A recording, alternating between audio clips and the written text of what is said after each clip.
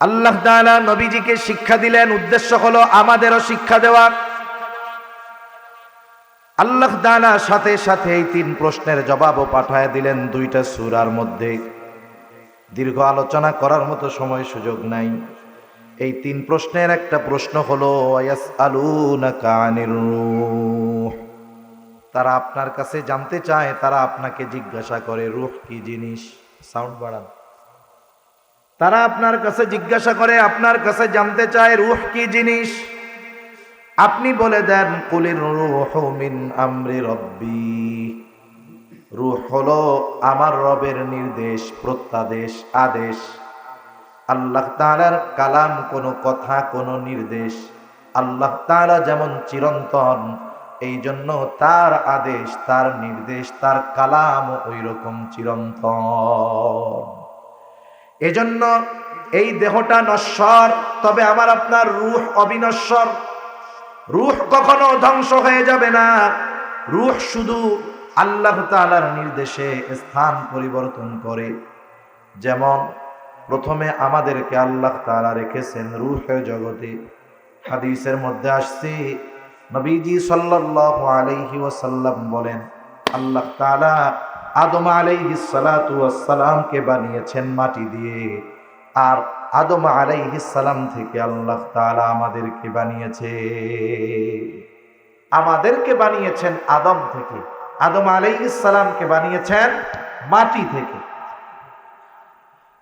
আল্লাহ তাআলা আদম আলাইহিস সালামের পৃষ্ঠদেশ তথা পিঠ থেকে কিয়ামত পর্যন্ত যত মানুষ আসবে, যত মানুষ আছে, যত মানুষ গেছে, সকলের রূহ আল্লাহ তাআলা একত্রে বাহির করেছেন। তাহলে আদম আলাইহিস সালামের পৃষ্ঠদেশ থেকে বের হওয়ার পর আমাদের অবস্থান ছিল আলমে আরওয়াহ, রূহের জগতে। যারা এখনো দুনিয়ায় আসে নাই, এরাও রূহের জগতেই আছে। তাহলে রূহের জগৎ থেকে একটা সময় আল্লাহ তাআলা আমাদেরকে পাঠাইলেন মায়ের গর্ভে, এটাকে বলে আলমে বতন। এরপরে আল্লাহ তাআলা আমাকে আপনাকে দুনিয়ায় পাঠাইলেন এরকম একটা সুন্দর দেহ দিয়া, এটা হলো আলমে দুনিয়া। এই দুনিয়ায় যখন আল্লাহ তাআলা আমাকে আপনাকে পাঠিয়েছেন, আমাকে আপনাকে একটা নির্দিষ্ট সময়, নির্দিষ্ট হায়াত দিয়ে আল্লাহ তাআলা পাঠাইলেন।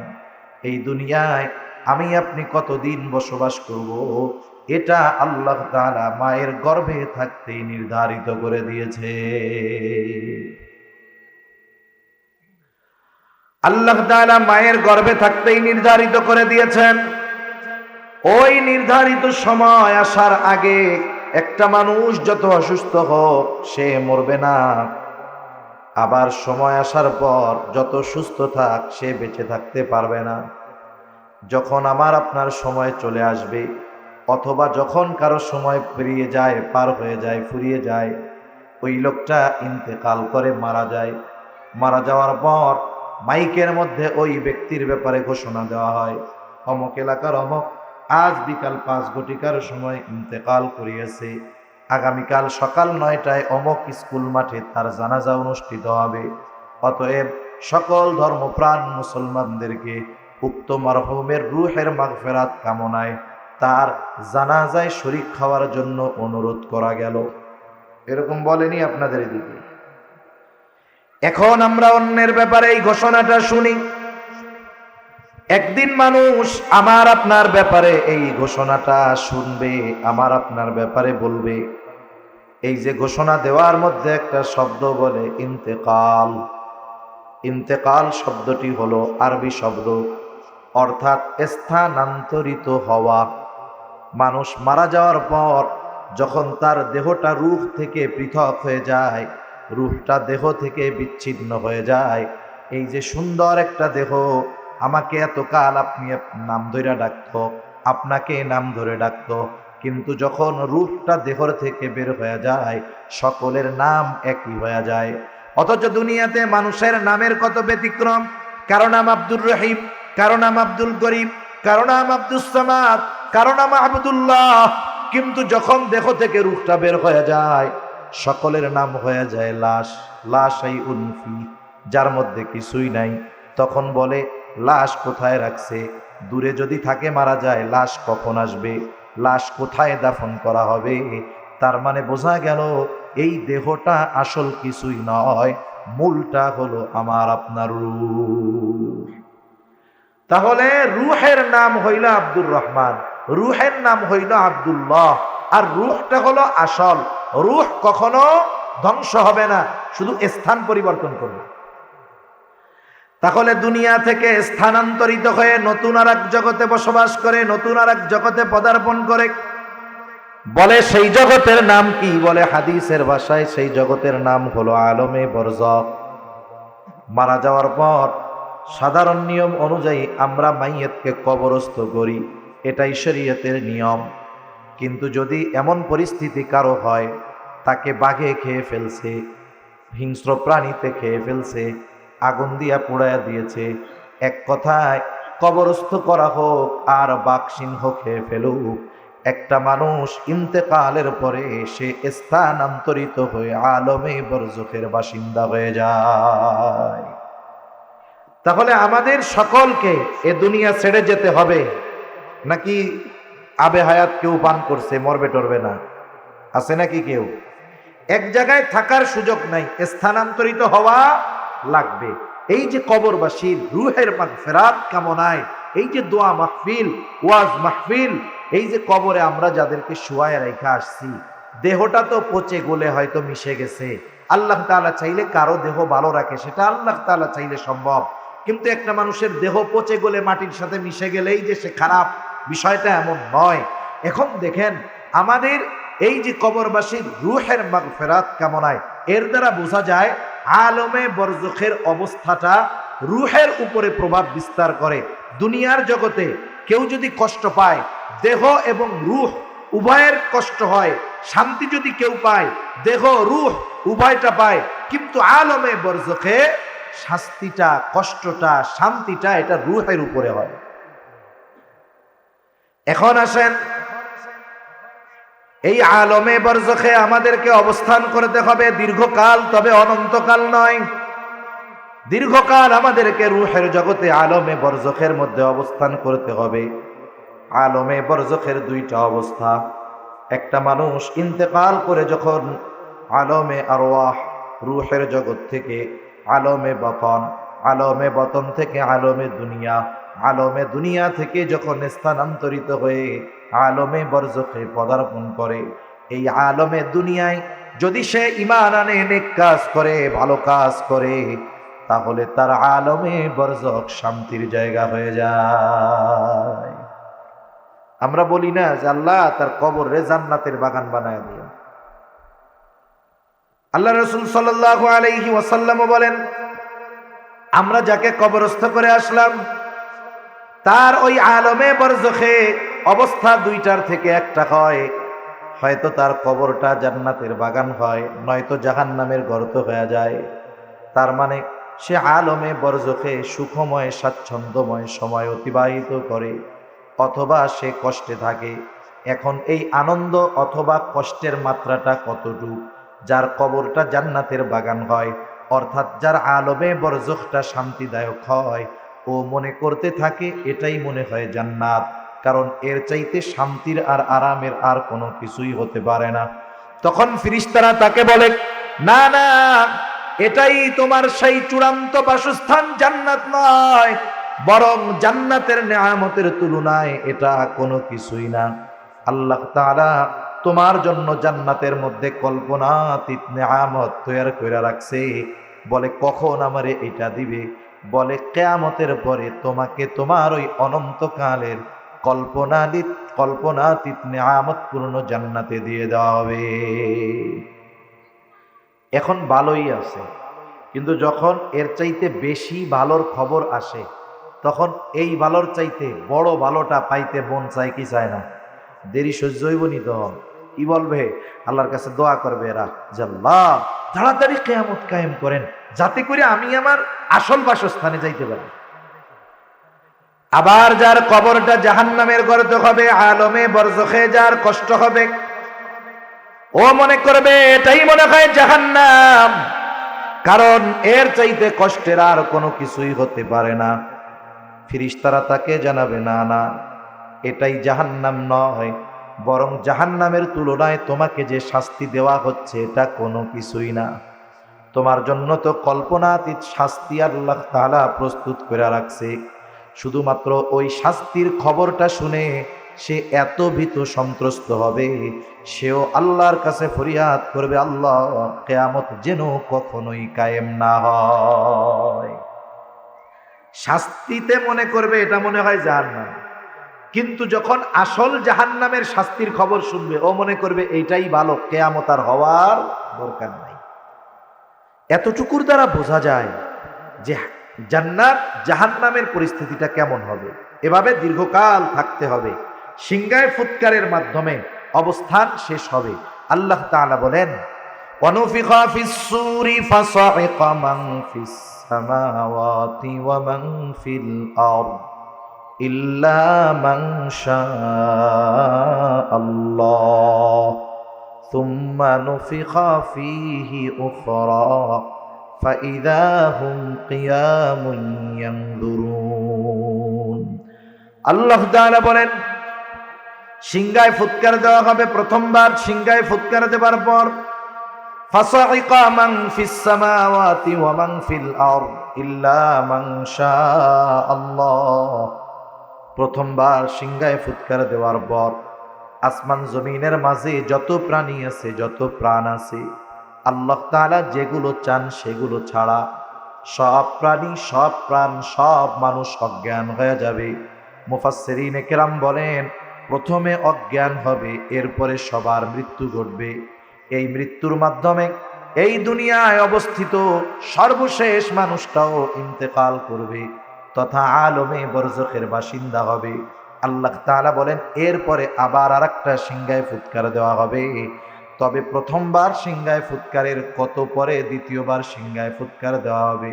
হাদিসের আলোকে মুফাসসিরিনে কেরাম বলেন, প্রথম সিংহায় ফুৎকারের মাধ্যমে সর্বশেষ মানুষটা তো আলমে বরজখের বাসিন্দা হয়ে গেল। আল্লাহ তাআলার নির্দেশে ইসরাফিল আলাইহিস সালাম দ্বিতীয়বার যেই সিংহায় ফুৎকার দিবেন, এর ব্যবধানটা হবে কমপক্ষে 40,000 বছর। কত বছর? 40। ইব্রাহিম ওয়া আলা আলি ইব্রাহিম ইন্নাকা হামিদুম মাজিদ। আল্লাহুম্মা বারিক আলা মুহাম্মাদিন ওয়া আলা আলি মুহাম্মাদ কামা বারাকতা আলা ইব্রাহিম ওয়া আলা আলি ইব্রাহিম ইন্নাকা হামিদুম মাজিদ।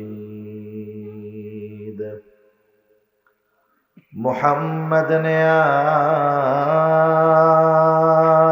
आकर कुफ्र को मिटाया,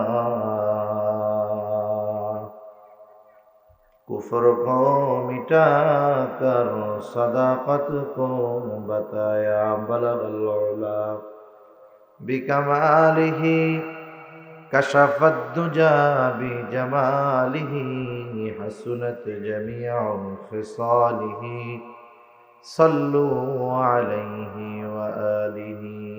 আল্লাহর মহব্বতে আমরা যারা আছি একটু জবান খুলে জিকির করি, লা ইলাহা ইল্লাল্লাহ। আযান দিতে আমি কয়টা পর্যন্ত করব?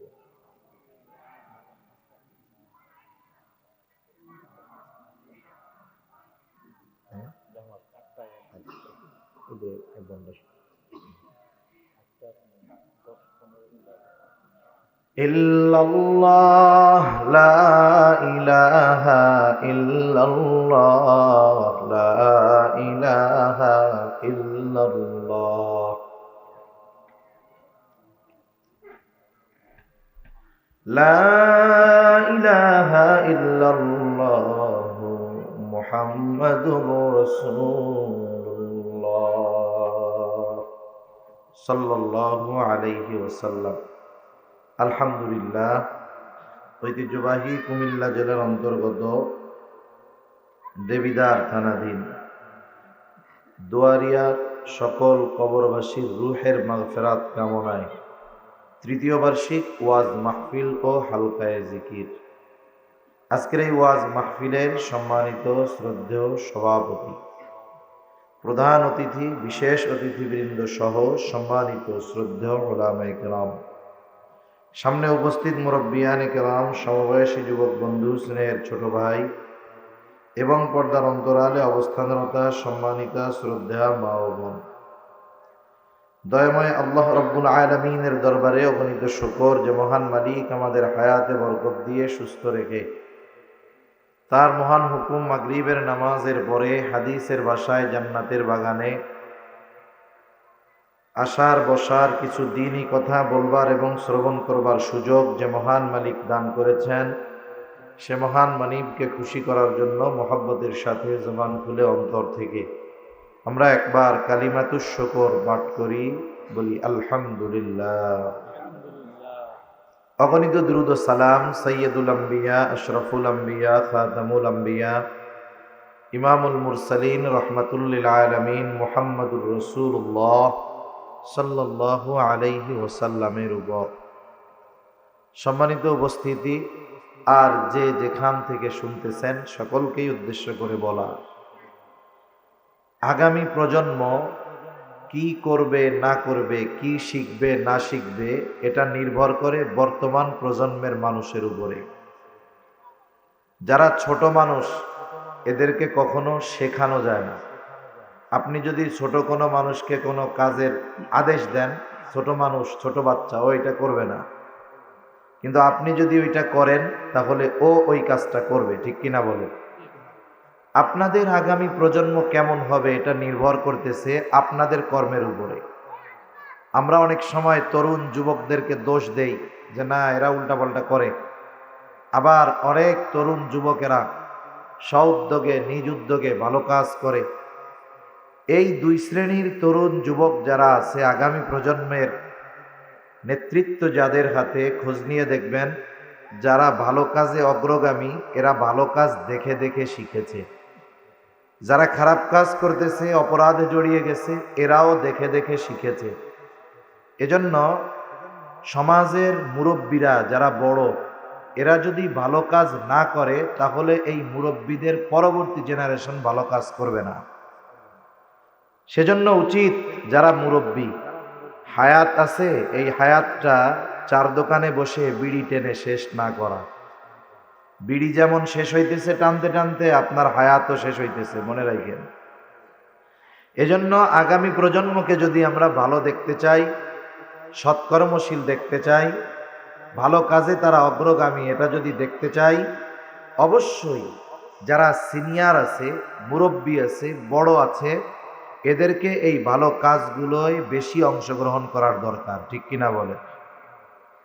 তাই এতটুক কথা বলার দ্বারা আপনারা যারা শুনতেছেন, যে যেখান থেকে যতটুক বুঝতে পারছেন, বুঝলেও আলহামদুলিল্লাহ, না বুঝলেও আলহামদুলিল্লাহ। তা আমি আপনাদের খেদমতে পবিত্র কোরআনুল কারীমের সূরা মুদ্দাসসির থেকে কয়েকটা আয়াত তিলাওয়াত করেছি। আল্লাহ তাআলার কাছে তৌফিক চাই, আল্লাহ তাআলা আমাকে নির্ধারিত সময়ের মধ্যে কিছু কথা বলার সুযোগ দান করেন, যে কথাগুলো আমাদের সবার দুনিয়া এবং আখিরাতের জন্য কল্যাণকর হয়। সকলে বলি আমিন।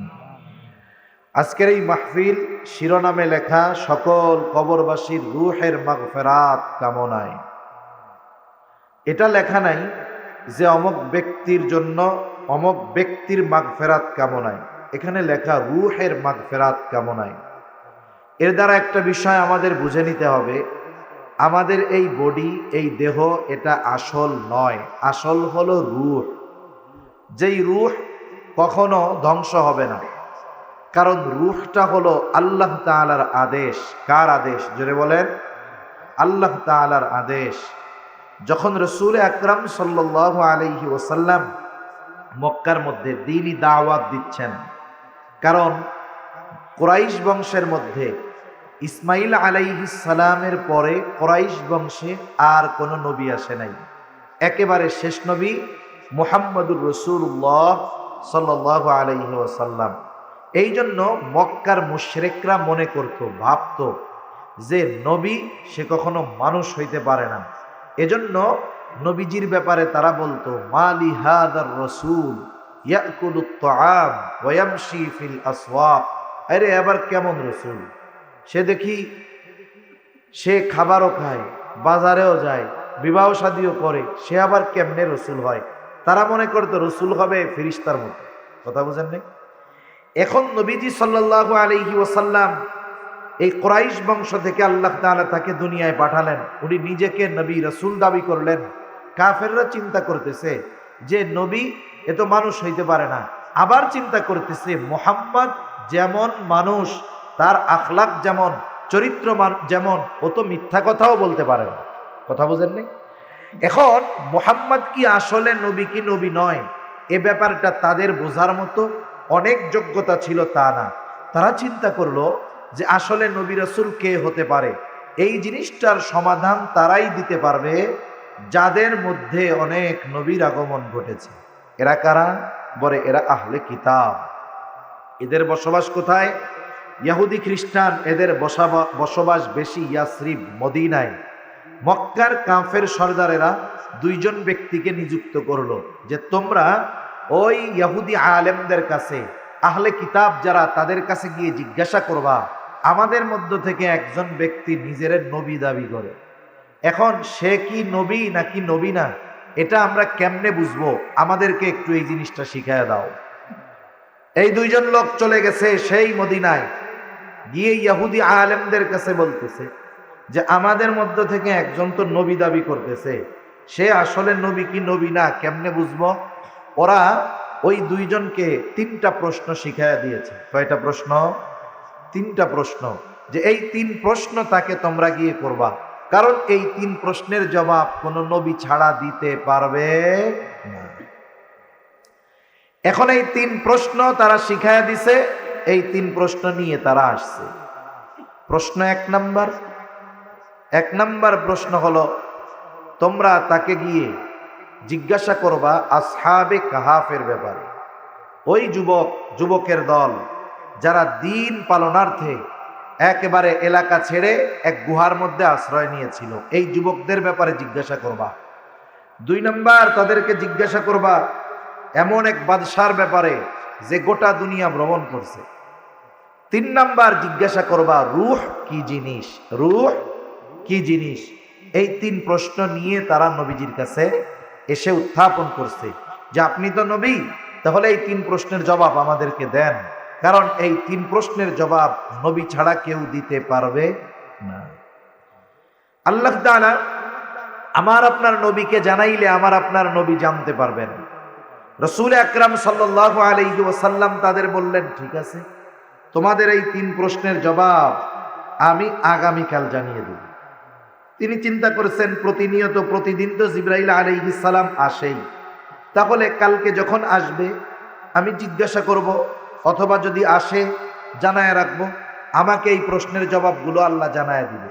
কিন্তু নবীজি বলছেন আগামীকাল জানায় দিব, ইনশাআল্লাহ বলা হয় নাই। এইবার ওহি আসা বন্ধ হয়ে গেল। আগামীকাল পার হয়ে গেছে, পরশু পার হয়ে গেছে, এভাবে কোন কোন মুফাসসির বলেন 15 দিন পার হয়ে গেছে। প্রত্যেক দিন এসে ওরা জিজ্ঞাসা করে কি খবর, নবীজি তো বলতে পারেন না, কারণ নবীজি নিজের থেকে তো জবাব দিতে পারবেন না। নবীজিকে ওহির মাধ্যমে প্রশ্নগুলোর জবাব জানিয়ে দিবেন কে? আল্লাহ তাআলা জানিয়ে দিবেন। এই 3 প্রশ্নের জবাব আল্লাহ তাআলা জানিয়ে দিয়েছেন, সাথে সাথে একটা নির্দেশ, একটা শিক্ষাও আমাদের জন্য আল্লাহ তাআলা দিয়েছেন। শিক্ষাটা কি? আল্লাহ তাআলা বলেন, ওয়ালা তাকুলান্না লিশাইইন ইন্নী ফাইলুন যালিকা গাদা ইল্লা আইয়াশা আল্লাহ। মুসলমানদের প্রতিনিয়ত কথাবার্তার ক্ষেত্রে কিছু শব্দের ব্যবহারে অভ্যস্ত হওয়ার দরকার। এই যে কয়েকদিন আগে একজন, কি নাম জানি, তার নামই দিছে সকৃত নোমান নাকি, এ বলতেছে, আফসোস করতেছে, জিজ্ঞাসা করতেছে যে কেমন আছো, বলে আলহামদুলিল্লাহ। কোথায় যাবা, বা এটা করো, বলে ইনশাআল্লাহ। তারপরে কিছু বললে ধন্যবাদ না দিয়ে বলে জাযাকাল্লাহ। আমরা নাকি ভাষারে নষ্ট করে ফেলতেছি, নাউজুবিল্লাহ বলে। এই যে শব্দগুলো, এগুলোর সাথে মুসলমানদের প্রতি নিয়ত আচার আচরণ ব্যবহার, এই শব্দগুলোর সাথে মুসলমানদের সম্পর্ক থাকবে। মনে রাখতে হবে, কোন ধর্মের হয়তো ভাষা, কোনো ভাষার হয়তো ধর্ম নাই, কিন্তু প্রত্যেকটা ধর্মের কিছু ধর্মীয় পরিভাষা আছে না নাই? আছে। আমরা বাংলা ভাষায় কথা বলি, বাংলাকে ভালোবাসি, মাতৃভাষা, কোনো অসুবিধা নাই। এখন এই বাংলা ভাষায় হিন্দুও কথা বলে, বৌদ্ধও কথা বলে, খ্রিস্টানও কথা বলে। তাহলে এই বাংলা ভাষা সবার ভাষা, তবে ধর্মীয় কিছু পরিভাষা আছে, প্রত্যেক ধর্মেই আছে কিছু ধর্মীয় পরিভাষা। আর আমাদের ধর্মের অন্যতম কিছু পরিভাষার মধ্যে এই পরিভাষাগুলো, যদি কেউ জিজ্ঞাসা করে কেমন আছো, বলবে আলহামদুলিল্লাহ। যদি সে ভবিষ্যতের কোনো কাজ করতে চায়, সাথে বলবে ইনশাআল্লাহ। কেউ যদি তার কোনো উপকার করে, সে বলবে জাযাকাল্লাহ। এই যে বিষয়গুলো, এগুলো আমাদের ধর্মের ধর্মীয় পরিভাষা, ঠিক কিনা বলেন? এগুলো নিয়ে ব্যঙ্গ যারা করে, এরা মূলত ভাষাকে ভালোবেসে বলে তা নয়, বরং এগুলোর দ্বারা তারা তাদের মনের ইসলামের প্রতি যেই বিদ্বেষ, এটাকে তারা ফুটিয়ে তোলে, ঠিক কিনা বলেন? মনে রাখবেন, পৃথিবীর এই বাংলা ভাষা, এই বাংলা ভাষা পৃথিবীর অনেক ভাষার সংমিশ্রণেই হয়েছে। পৃথিবীর কোনো ভাষা বলতে পারবে না যে এই ভাষাটা শুধুমাত্র আমাদের, এর সাথে অন্য কোনো ভাষার সংমিশ্রণ নাই, এটা বলার সুযোগ নাই। আমরা বাংলা ভাষায় প্রতিনিয়ত মিশ্রিত শব্দ ব্যবহার করি, যেই ভাষার সাথে শুধু বাংলার পার্সোনাল ভাষা নয়, ইংরেজি মিশ্রিত আছে, আরবি মিশ্রিত আছে, এই ধরনের বিভিন্ন ভাষা মিশ্রিত আছে। এজন্য একেবারে হুবহু বাংলায় ছাড়া ওই ভাষা বা শব্দ আর কোথাও ব্যবহার হয় নাই, এরকম নাই। তাহলে বাংলাটা অনেক ধর্মের সমন্বয়, একটা অনেক ভাষার সমন্বয় একটা ভাষা হয়। এজন্য যারা মূলত বলে আলহামদুলিল্লাহ, সুবহানাল্লাহ, এগুলো বলার দ্বারা ভাষার প্রতি মানুষের ভালোবাসা নাই বা ভাষার প্রতি মানুষের মহব্বত নাই, এ কথা যারা বলতে চায়, মূলত তারা যে ইসলামের দুশ্মন, বাস্তবে ওরাও মানবতার দুশ্মন, ঠিক কিনা বলেন? এগুলো আমাদের বুঝতে হবে। আল্লাহ তাআলা কি শিক্ষা দিলেন? আল্লাহ তাআলা শিক্ষা দিলেন যে আপনি যখন কিছু বলবেন আগামীর জন্য, এরকমটা বলবেন না যে আমি এইটা আগামীকাল করব, আমি বলবো, এরকম বলবেন না। বরং কি বলবেন? ইল্লা আইয়াশা আল্লাহ, ইনশাআল্লাহ আমি এটা করব, ইনশাআল্লাহ আমি এটা বলবো। তাহলে বলেন, এখন থেকে আমাদের জন্য শিক্ষা কি? বলে আগামীকাল আপনি ঢাকা যাবেন। কেউ যদি বলে তুমি ঢাকা যাবা কবে, বলবেন আগামীকাল যাব ইনশাআল্লাহ। কোনো কাজের কথা যদি বলে এটা করছো, তাহলে আমরা বলবো করব ইনশাআল্লাহ, আমি যাব ইনশাআল্লাহ। খাই নাই, একটু পরে খাবো, বলবো খাবো ইনশাআল্লাহ। এই শব্দগুলোর ব্যবহার আমাদের মুসলিম সোসাইটিতে, মুসলিম সমাজে বাড়াতে হবে। আর এই শিক্ষাগুলো আমরা পারিবারিকভাবে আমাদের সন্তানদের দিব ইনশাআল্লাহ। দেওয়া যাবে না? আল্লাহ তৌফিক দান করেন। আল্লাহ তাআলা নবীজিকে শিক্ষা দিলেন, উদ্দেশ্য হলো আমাদেরও শিক্ষা দেওয়া। আল্লাহ তাআলা সাথে সাথে এই 3 প্রশ্নের জবাবও পাঠায় দিলেন 2টা সূরার মধ্যে। দীর্ঘ আলোচনা করার মতো সময় সুযোগ নাই। এই 3 প্রশ্নের একটা প্রশ্ন হলো ইয়াসআলুনাকা আনির রূহ, তারা আপনার কাছে জানতে চায়, তারা আপনাকে জিজ্ঞাসা করে রূহ কি জিনিস। সাউন্ড বাড়ান। তারা আপনার কাছে জিজ্ঞাসা করে, আপনার কাছে জানতে চায় রূহ কি জিনিস। আপনি বলে দেন কুলির রূহু মিন আমরি রব্বি, রূহ হলো আমার রবের নির্দেশ, প্রত্যাদেশ, আদেশ।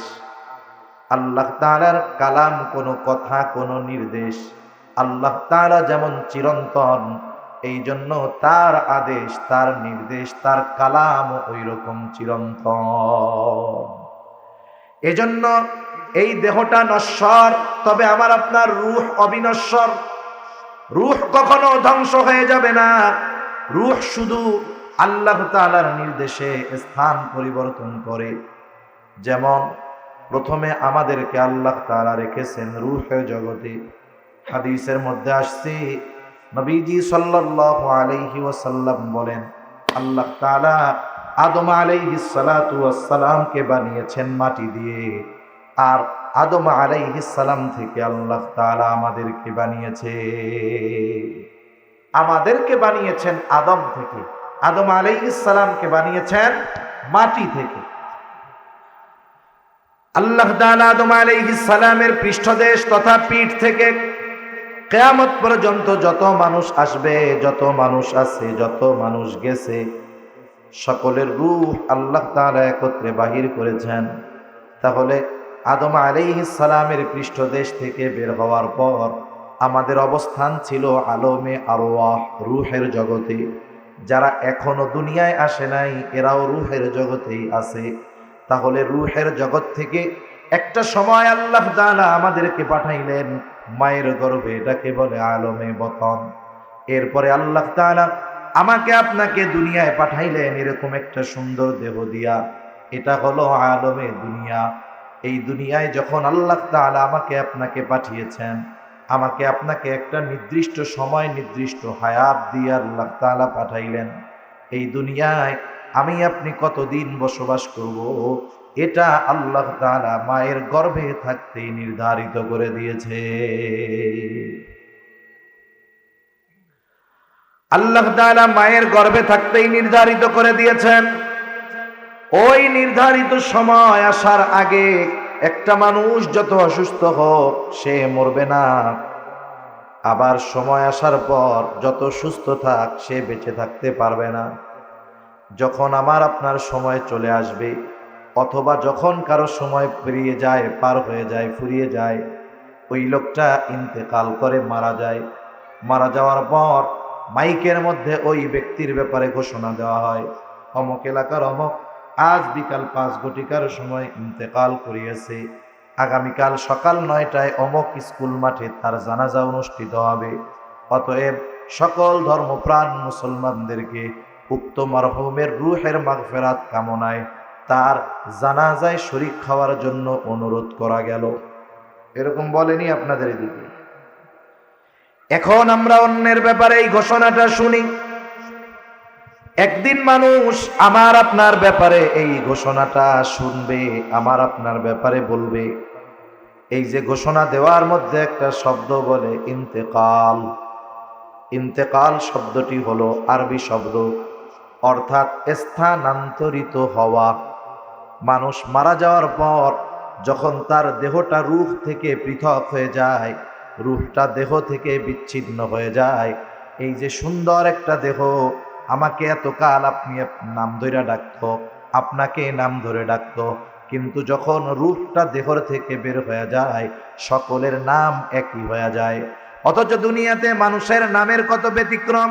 কারো নাম আব্দুর রহিম, কারো নাম আব্দুল করিম, কারো নাম আব্দুস সামাদ, কারো নাম আব্দুল্লাহ, কিন্তু যখন দেহ থেকে রূহটা বের হয়ে যায় সকলের নাম হয়ে যায় লাশ। লাশাই উনফি, যার মধ্যে কিছুই নাই। তখন বলে লাশ কোথায় রাখছে? দূরে যদি থাকে মারা যায়, লাশ কখন আসবে, লাশ কোথায় দাফন করা হবে? তার মানে বোঝা গেল এই দেহটা আসল কিছুই নয়, মূলটা হলো আমার আপনার রূহ। তাহলে রূহের নাম হইল আব্দুর রহমান, রূহের নাম হইল আব্দুল্লাহ, আর রূহটা হলো আসল। রূহ কখনো ধ্বংস হবে না, শুধু স্থান পরিবর্তন করবে। তাহলে দুনিয়া থেকে স্থানান্তরিত হয়ে নতুন আর এক জগতে বসবাস করে, নতুন আর এক জগতে পদার্পণ করে। বলে সেই জগতের নাম কি? বলে হাদিসের ভাষায় সেই জগতের নাম হলো আলমে বরজখ। মারা যাওয়ার পর সাধারণ নিয়ম অনুযায়ী আমরা মাইয়তকে কবরস্থ করি, এটাই শরীয়তের নিয়ম। কিন্তু যদি এমন পরিস্থিতি কারো হয়, তাকে বাঘে খেয়ে ফেলছে, হিংস্র প্রাণীতে খেয়ে ফেলছে, আগুন দিয়া পুড়াইয়া দিয়েছে, এক কথায় কবরস্থ করা হোক আর বাঘ সিংহ খেয়ে ফেলুক, একটা মানুষ ইন্তেকালের পরে সে স্থানান্তরিত হয়ে আলমে বরজখের বাসিন্দা হয়ে যায়। তাহলে আমাদের সকলকে এ দুনিয়া ছেড়ে যেতে হবে, নাকি আবে হায়াত কেউ পান করছে মরবে টরবে না? আছে নাকি কেউ? এক জায়গায় থাকার সুযোগ নাই, স্থানান্তরিত হওয়া লাগবে। এই যে কবরবাসীর রূহের মাগফিরাত কামনায় এই যে দোয়া মাহফিল, ওয়াজ মাহফিল, এই যে কবরে আমরা যাদেরকে শুয়ায় রেখে আসছি, দেহটা তো পচে গলে হয়তো মিশে গেছে। আল্লাহ তাআলা চাইলে কারো দেহ ভালো রাখে, সেটা আল্লাহ তাআলা চাইলে সম্ভব। কিন্তু একটা মানুষের দেহ পচে গলে মাটির সাথে মিশে গেলেই যে সে খারাপ, বিষয়টা এমন নয়। এখন দেখেন, আমাদের এই যে কবরবাসীর রূহের মাগফিরাত কামনায়, এর দ্বারা বোঝা যায় আলমে বরজখের অবস্থাটা রূহের উপরে প্রভাব বিস্তার করে। দুনিয়ার জগতে কেউ যদি কষ্ট পায়, দেহ এবং রূহ উভয়ের কষ্ট হয়। শান্তি যদি কেউ পায়, দেহ রূহ উভয়টা পায়। কিন্তু আলমে বরজখে শাস্তিটা, কষ্টটা, শান্তিটা এটা রূহের উপরে হয়। এখন আসেন, এই আলমে বরজখে আমাদেরকে অবস্থান করতে হবে দীর্ঘকাল, তবে অনন্তকাল নয়। দীর্ঘকাল আমাদেরকে রূহের জগতে আলমে বরজখের মধ্যে অবস্থান করতে হবে। আলমে বরজখের দুইটা অবস্থা। একটা মানুষ ইন্তেকাল করে যখন আলমে আরওয়াহ রূহের জগৎ থেকে আলমে বতন থেকে আলমে দুনিয়া থেকে যখন স্থানান্তরিত হয়ে আলমে বরজখে পদার্পণ করে, এই আলমে দুনিয়ায় যদি সে ঈমান আনে, নেক কাজ করে, ভালো কাজ করে, তাহলে তার আলমে বরজখ শান্তির জায়গা হয়ে যায়। আমরা বলি না যে আল্লাহ তার কবরে জান্নাতের বাগান বানায় দিলেন। আল্লাহ রাসূল সাল্লাল্লাহু আলাইহি ওয়াসাল্লাম বলেন, আমরা যাকে কবরস্থ করে আসলাম তার ওই আলমে বরজখে অবস্থা দুইটার থেকে একটা হয়। হয়তো তার কবরটা জান্নাতের বাগান হয়, নয়তো জাহান্নামের গর্ত হয়ে যায়। তার মানে সে আলমে বরজখে সুখময় স্বাচ্ছন্দ্যময় সময় অতিবাহিত করে, অথবা সে কষ্টে থাকে। এখন এই আনন্দ অথবা কষ্টের মাত্রাটা কতটুকু? যার কবরটা জান্নাতের বাগান হয়, অর্থাৎ যার আলমে বরজখটা শান্তিদায়ক হয়, ও মনে করতে থাকে এটাই মনে হয় জান্নাত, কারণ এর চাইতে শান্তির আর আরামের আর কোনো কিছুই হতে পারে না। তখন ফেরেশতারা তাকে বলে, না না, এটাই তোমার সেই চূড়ান্ত বাসস্থান, জান্নাত নয়, বরং জান্নাতের নেয়ামতের তুলনায় এটা কোনো কিছুই না। আল্লাহ তাআলা তোমার জন্য জান্নাতের মধ্যে কল্পনাতীত নেয়ামত তৈরি করে রাখছে। বলে, কখন আমারে এটা দিবে? বলে, কিয়ামতের পরে তোমাকে তোমার ওই অনন্তকালের কল্পনাতীত নেয়ামত পূর্ণ জান্নাতে দিয়ে দেওয়া হবে। এখন ভালোই আছে, কিন্তু যখন এর চাইতে বেশি ভালোর খবর আসে, তখন এই ভালোর চাইতে বড় ভালোটা পাইতে মন চায় কি চায় না? দেরি সহ্য হইব নি? তখন কি বলবে? আল্লাহর কাছে দোয়া করবে এরা, যে আল্লাহ তাড়াতাড়ি কিয়ামত কায়েম করেন, যাতে করে আমি আমার আসল বাসস্থানে যাইতে পারি। আবার যার কবরটা জাহান্নামের গর্ত হবে, আলমে বরজখে যার কষ্ট হবে, ও মনে করবে এটাই মনে হয় জাহান্নাম, কারণ এর চাইতে কষ্টের আর কোনো কিছুই হতে পারে না। ফেরেশতারা তাকে জানাবে, না না, এটাই জাহান্নাম নয়, বরং জাহান্নামের তুলনায় তোমাকে যে শাস্তি দেওয়া হচ্ছে এটা কোনো কিছুই না। তোমার জন্য তো কল্পনাতীত শাস্তি আল্লাহ তাআলা প্রস্তুত করে রাখছে। শুধুমাত্র ওই শাস্তির খবরটা শুনে সে এত ভীত সন্ত্রস্ত হবে, সেও আল্লাহর কাছে ফরিয়াদ করবে, আল্লাহ কিয়ামত যেন কখনোই কায়েম না হয়। শাস্তিতে মনে করবে এটা মনে হয় জাহান্নাম, কিন্তু যখন আসল জাহান্নামের শাস্তির খবর শুনবে, ও মনে করবে এইটাই ভালো, কিয়ামত আর হওয়ার দরকার নাই। এতটুকুর দ্বারা বোঝা যায় যে জান্নাত জাহান্নামের পরিস্থিতিটা কেমন হবে। এভাবে দীর্ঘকাল থাকতে হবে, সিংহায় ফুৎকারের মাধ্যমে অবস্থান শেষ হবে। আল্লাহ তাআলা বলেন, ওয়ানুফিখা ফিস-সূরি ফাসাইকা মান ফিস-সামাওয়াতি ওয়া মান ফিল আরদ ইল্লা মান শাআল্লাহ সুম্মা নুফিখা ফীহি উখরা ফাইযা হুম কিয়ামুন ইয়ানযুরুন। আল্লাহ তাআলা বলেন, সিংহায় ফুৎকার দেওয়া হবে। প্রথমবার সিংহায় ফুৎকার দেবার পর ফাসাইকা মান ফিস সামাওয়াতি ওয়া মান ফিল আরদ ইল্লা মান শাআল্লাহ। প্রথমবার সিংহায় ফুৎকার দেওয়ার পর আসমান জমিনের মাঝে যত প্রাণী আছে, যত প্রাণ আছে, আল্লাহ তাআলা যেগুলো চান সেগুলো ছাড়া সব প্রাণী, সব প্রাণ, সব মানুষ অজ্ঞান হয়ে যাবে। মুফাসসিরিনে কেরাম বলেন, প্রথমে অজ্ঞান হবে, এরপরে সবার মৃত্যু ঘটবে। এই মৃত্যুর মাধ্যমে এই দুনিয়ায় অবস্থিত সর্বশেষ মানুষটাও ইন্তেকাল করবে তথা আলমে বরজখের বাসিন্দা হবে। আল্লাহ তাআলা বলেন, এরপরে আবার আরেকটা সিংহায় ফুৎকার দেওয়া হবে। তবে প্রথমবার সিংহায় ফুৎকারের কত পরে দ্বিতীয়বার সিংহায় ফুৎকার দেওয়া হবে? হাদিসের আলোকে মুফাসসিরিনে কেরাম বলেন, প্রথম সিংহায় ফুৎকারের মাধ্যমে সর্বশেষ মানুষটা তো আলমে বরজখের বাসিন্দা হয়ে গেল। আল্লাহ তাআলার নির্দেশে ইসরাফিল আলাইহিস সালাম দ্বিতীয়বার যেই সিংহায় ফুৎকার দিবেন, এর ব্যবধানটা হবে কমপক্ষে 40,000 বছর। কত বছর? 40। যেই লোকটা এই পৃথিবী থেকে সর্বশেষ মারা যাবে, ইন্তেকাল করবে, সেও কমপক্ষে 40,000 বছর আলমে বরজখে থাকবে। সুবহানাল্লাহ। আল্লাহ তাআলা বলেন, সুম্মা নুফিখা ফীহি উখরা ফাইযা হুম কিয়ামুন ইয়ানজুরুন। পুনরায় সিংহায় ফুৎকার দেওয়া হবে, প্রত্যেকে তার অবস্থান স্থল থেকে উঠে দাঁড়ায় যাবে। যাকে যেখানে কবরস্থ করা হয়েছে সে সেখান থেকে দাঁড়িয়ে যাবে। দাঁড়ায় কি করবে? বলে উঠে তাকায় দেখতে থাকবে কি হচ্ছে এইগুলা। শুধু তাই না, আল্লাহ তাআলা সূরা ইয়াসিনের মধ্যে বলেন, ওয়ানুফিখা ফিস-সূরি ফাইযা হুম মিনাল আজদাসি ইলা রাব্বিহিম ইয়ানসিলুন। এখানে দ্বিতীয়বার সিংহায় ফুৎকার উদ্দেশ্য। দ্বিতীয়বার সিংহায় ফুৎকার দেওয়ার পর প্রত্যেকে তো অবস্থান স্থল থেকে জাগ্রত হবে, উঠে যাবে। কি করবে? বলে ইলা রাব্বিহিম ইয়ানসিলুন, প্রত্যেকেই তার রবের দিকে ছুটতে থাকবে। অবস্থা কতটা ভয়াবহ হবে! রাসূল আকরাম সাল্লাল্লাহু আলাইহি ওয়াসাল্লাম বলেন, কিয়ামতের দিন সকলে বিবস্ত্র অবস্থায় উঠবে, বস্ত্রহীন অবস্থায় উঠবে। আয়েশা সিদ্দিকা রাদিয়াল্লাহু তাআলা আনহা জিজ্ঞাসা করলেন, ইয়া রাসূলুল্লাহ, মানুষেরা বস্ত্র অবস্থায় উঠবে, বিবস্ত্র অবস্থায় উঠবে, একজন কি আরেকজনের দিকে তাকাবে না? মানুষেরা কি লজ্জা পাবে না? নবীজি বলেন, আয়েশা, মানুষ ওই দিন এতটা ভীত চিন্তিত থাকবে যে একজন আরেকজনের দিকে তাকানোর বিষয়টা চিন্তাও করবে না।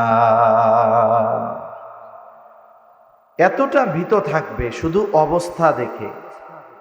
এতটা ভীত তারা হাসরের ময়দানে ওঠার পরে হবে যে যার কবরে আযাব ছিল তথা আলমে বরজখে যে মনে করতেছিল ওইটা জাহান্নাম, সে এই অবস্থা দেখে তার আগের কষ্টের অবস্থা সে মুহূর্তের মধ্যে ভুলে যাবে। কি বলবে? ক্বালু ইয়া ওয়াইলানা মান বা'আসানা মিন মারকাদিনা। তারা বলবে, হায় দুর্ভোগ, কে আমাদেরকে আমাদের অবস্থান স্থল থেকে জাগায়া দিল? মান বা'আসানা, কে জাগায়া দিল? বলে জাগায়া দেয় কাকে? বলে যে ঘুমায়া থাকে তাকে। তার মানে ওরা মনে করবে আলমে বরজখ তথা কবর জগতে ওরা মনে হয় ঘুমায়া কাটাইছে। তারা বলবে, কে আমাদেরকে আমাদের ঘুম থেকে জাগায়া দিল? মান বা'আসানা মিন মারকাদিনা, কে আমাদেরকে আমাদের অবস্থান স্থল থেকে উঠায়া দিল? মুমিনরা অথবা ফেরেশতারা জবাবে বলবে, হাযা মা ওয়া'আদার রহমানু ওয়া সাদাকাল মুরসালুন। মুমিনরা অথবা ফেরেশতারা তাদের এই কথার জবাবে বলবে, হাযা মা ওয়া'আদার রহমান, এটা হলো রহমানের সেই প্রতিশ্রুত দিবস, যেই দিবসের ওয়াদা তিনি দিয়েছেন। শুধু তাই না, সব রাসূলগণ এই দিবসের সত্যায়ন করেছে। সুবহানাল্লাহ বলেন। কিয়ামত যে হবে আল্লাহ তো জানাইছেন, ওয়াদা দিছেন, আর রাসূলগণ নবীগণ উম্মতদেরকে বলছেন যে দেখো, দুনিয়ায় যাই করতেছো করো, কিয়ামতের দিন কিন্তু আল্লাহর সামনে তোমার দুনিয়ার কর্মের হিসাব দেওয়া লাগবে। দুনিয়ায় তুমি অপরাধ করো, তোমার পাওয়ার আছে, কেউ তোমারে কিছু বলে না, তুমি অপরাধ করেছো, দুনিয়ার আইনের ফাঁক ফকর দিয়ে বের হয়ে গেছো, মনে কইরো না বাইচা গেছো, কিয়ামতের দিন কিন্তু আল্লাহ ধরবে। এই সত্যায়ন সব নবী রাসূলগণ করেছেন, কোনো সন্দেহ আছে? এটা হলো সেই দিবস। ওই দিবসের এক নাম হলো ইয়াউমুল হাশর। বলে কেন? বলে ওই দিন সব মানুষকে একত্রিত করা হবে। ওই দিবসের নাম প্রতিদান দিবস, ইয়াউমুল জাযা। বলে কেন? ওই দিন মানুষকে তার দুনিয়ার কর্মের পূর্ণ প্রতিদান দেওয়া হবে। দুনিয়াতে মানুষ ভালো কাজ করুক আর মন্দ কাজ করুক, দুনিয়াতে যারা ভালো কাজ করে তাদের ভালো কাজের পূর্ণ প্রতিদান আল্লাহ তাআলা দুনিয়াতে দেন না। আবার যারা মন্দ কাজ করে, পাপাচারে লিপ্ত, জুলুম করে, জালেম, এই অপরাধের শাস্তিও আল্লাহ তাআলা দুনিয়ায় দেন না। কখন দিবে? আল্লাহ তাআলা বলেন, ওয়া ইন্নামা তুওয়াফাউনা উজুরাকুম ইয়াউমাল কিয়ামাহ। আল্লাহ তাআলা জানায় দেন, কিয়ামতের দিন প্রত্যেকটা মানুষকে তার দুনিয়ার কর্মের পূর্ণ প্রতিদান দেওয়া হবে। এজন্য অনেক সময় আমরা দুনিয়ায় হতাশ হয়ে যাই যে একটা মানুষ খালি খারাপ কাজ করে, ওর কোনো বিপদ আপদ নেই। আছে না এরকম? কতজন আছে এত গুনাহ করে, পাপ করে, এটার জ্বরও হয় না। আবার কয়, আল্লাহ দেখছো কেমন ফেরাউনের ফেরাউন, এর এত বয়স, একটু অসুস্থ হয় না, সর্দি কাশি হয় না। এখন আমি আপনি যদি মনে করি ওর অসুস্থতা হয় না, লম্বা হায়াত পাইছে, আবার পাপও করে, তাইলে আল্লাহ মনে হয় ওরে ভালোবাসে। বিষয়টা কি এরকম নাকি? আরে ফেরাউনরে আল্লাহ হায়াত দিছে 400 বছর। 400 বছরের মধ্যে তার সর্দিও লাগে নাই, ঠান্ডাও লাগে নাই। এখন যদি আমাদের কেউ বলে যে না, ফেরাউনরে মনে হয় আল্লাহ খুব ভালোবাসতো, এটা কি কেউ বিশ্বাস করবে? এত ঘৃণিত এই ফেরাউন শব্দটা যদি অমুসলিম, মুসলমানদের কথা বাদ দেন, অন্য ধর্মের কাউরে যদি বলা হয় তোর পোলার নামটা ফেরাউন রাখ, মাসে 1000 ভাতা, কেউ রাখবে? চিন্তা করেন কত ঘৃণিত হয়েছে এই নামটা। সেজন্য দুনিয়াতে যখন কোন জালেম জুলুম করে, আমরা অনেক সময় হতাশ হয়ে যাই, চিন্তা করতেছি এত পাপ করে, এত অপরাধ করে, মানুষেরটা মাইরা খায়। আরে আল্লাহ কি ওরে চোখে দেখে না? বলে হ্যাঁ দেখে, তবে সুযোগ দেয় কেন? বলে ও যত পাপ করতে পারবে ওরে তত কঠোর শাস্তি দেওয়া যাবে। ঠিক কিনা বলেন? আল্লাহ তো জুলুম করবেন না। আল্লাহ তাআলা যার কর্ম যেমন তার প্রতিদান তেমন দিবেন। ওর কর্ম যত খারাপ হবে ওর শাস্তি তত কঠোর হবে। ঠিক কিনা বলেন? যেমন একজন যদি বিল্ডিং এর 1 তলা থেকে পড়ে মাটির উপরে, ওর আশা করা যায় কিচ্ছু হবে না, কিন্তু 10 তলা থেকে যদি পড়ে কোন তো কি হবে? শেষ হয়ে যাবে না? ওরে খুঁজে পাওয়া যাবে না তো। তাহলে সুযোগ দিলেই, উপরে উঠতে দিলেই যে আল্লাহ তাআলা ভালোবাসে তা না। অনেক সময় আল্লাহ তাআলা শাস্তি বেশি দেওয়ার জন্য জালেমকে অপরাধ করার বেশি সুযোগ দেয়। আবার অনেক সময় আমরা ভালো কাজ করি, যারা ভালো কাজ করে চিন্তা করে এত ভালো কাম করি, আল্লাহ তাআলা কোনো প্রতিদান দেয় না। আরে আল্লাহ দুনিয়ায় একটু কম দেয় কেন? বলে আখেরাতে বেশি দেওয়ার জন্য। সুবহানাল্লাহ বলেন। এখন মানুষের অবস্থা কি হবে জানেননি? কিয়ামতের ময়দানে তো ও দেখবে যে আমি এই ভালো কাজের জন্য এই প্রতিদান পাইছি, দুনিয়ায় একটু দেওয়া হয়েছে, দুনিয়ায় না দিলে আরো বেশি দেওয়া হইতো। তখন আল্লাহর কাছে বলবে, আল্লাহ দুনিয়ায় এই ভালো কাজের প্রতিদান যা দিছিলেন ওইটা না দিয়ে সব আখেরাতে দিলেই ভালো হইতো। কিন্তু দুনিয়ায় ঠিকই আফসোস করতেছি যে আমরা ভালো কাজ করি, গুনার থেকে বাঁচি, হারাম থেকে বাঁচি, অথচ আমার কষ্ট যায় না রে, আমার দুঃখ যায় না রে। এই যে আফসোস করি, এটা আফসোস করার কোনো কিছু নাই। আপনি ভালো কাজ করতেছেন, আপনার নিয়তের পরিশুদ্ধতা আছে, আপনি আপনার অবস্থাটা জানেন, এই ভালো কাজ আল্লাহর জন্য করতেছেন। দুনিয়ায় হয়তো আল্লাহ দিবেন না, কিন্তু আখেরাতে আল্লাহ তাআলা কল্পনাতীত আমাকে আপনাকে দিবে ইনশাআল্লাহ। ঠিক কিনা? সেজন্য আল্লাহ তাআলা বলেন এই দিবস হলো ইয়াউমুল জাযা, প্রতিদান দিবস। এই দিবসের এক নাম হলো ইয়াউমুল হাশর। এই দিন সকলকে একত্রিত করা হবে, বিচার দিবস। আল্লাহ সুবহানাহু ওয়া তাআলা ওই দিনের বিচারক, একচ্ছত্র আধিপত্য ওই দিন হবে আল্লাহ তাআলার। এই কথা আল্লাহ তাআলা সূরা ফাতিহার শুরুতেই বলেন, মালিকি ইয়াউমিদ্দিন। আল্লাহ তাআলা হলেন বিচার দিবসের মালিক। ওই দিনের একচ্ছত্র আধিপত্য তার। ওই দিন আল্লাহ তাআলা ন্যায় বিচার করবেন। আল্লাহ তাআলা প্রত্যেকটা মানুষকে তার অবস্থা জানায়া দিবেন। প্রত্যেকটা মানুষ তার নিজের অবস্থা এমন ভাবে জানতে পারবে যে ও বুঝতে পারবে যে তার অবস্থান কোথায় হবে, তার শাস্তি কেমন হবে। কিয়ামতের ময়দানে কয়েকটা মুহূর্ত হবে সবচাইতে বেশি কঠিন এবং চিন্তার।